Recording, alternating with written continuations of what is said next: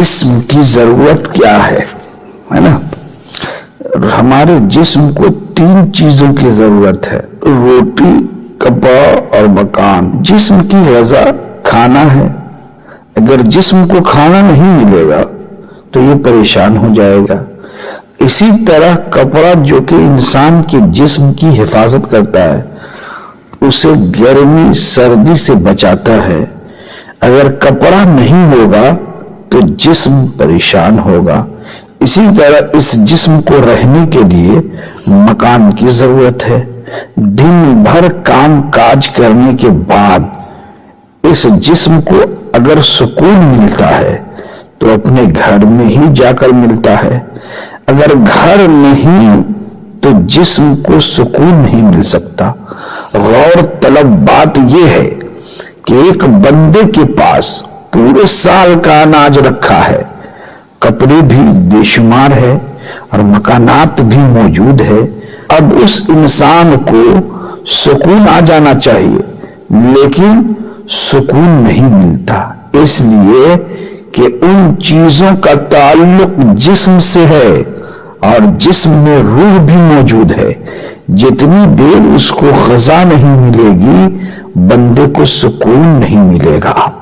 روح کی غذا پھر کیا ہے؟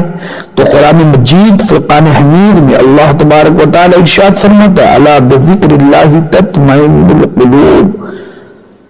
سن لو، اللہ کی یاد ہی میں دلوں کا چین ہے۔ روح کی غذا اللہ عز و جل کا ذکر، نماز، روزہ، حج، زکوٰۃ، غریبوں کی مدد کرنا، قرآن پاک کی تلاوت کرنا۔ حالانکہ ان اعمال کے بجا لانے سے انسان کے جسم میں کوئی چیز داخل نہیں ہوتی، لیکن سکون آ جاتا ہے۔ بے شک حق ہے، انسان جتنا بھی پریشان کیوں نہ ہو، وضو کر کے نماز ادا کر لے، سکون آ جاتا ہے۔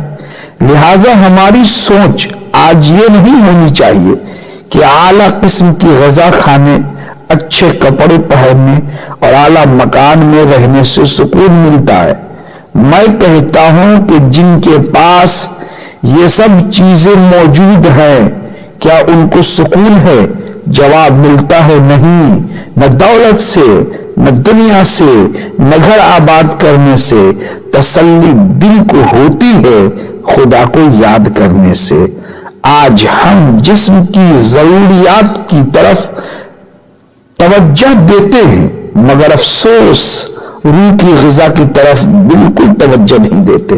بہرحال روح کے بارے میں جاننا چاہیے کہ یہ امر ربی ہے اور اس کی غذا اللہ عز و جل، اللہ تبارک و تعالیٰ کا ذکر ہے۔ نیکیاں کرنے سے روح طاقتور ہو جاتی ہے، انسان کے اندر روحانی طاقت آ جاتی ہے، جبکہ گناہ کرنے سے اس کی طاقت میں کمی آتی ہے اور پریشانی کا سبب بنتی ہے۔ اس میں زیادہ گہرائی میں جانے سے انسان کے گمراہ ہونے کا امکانات ہے،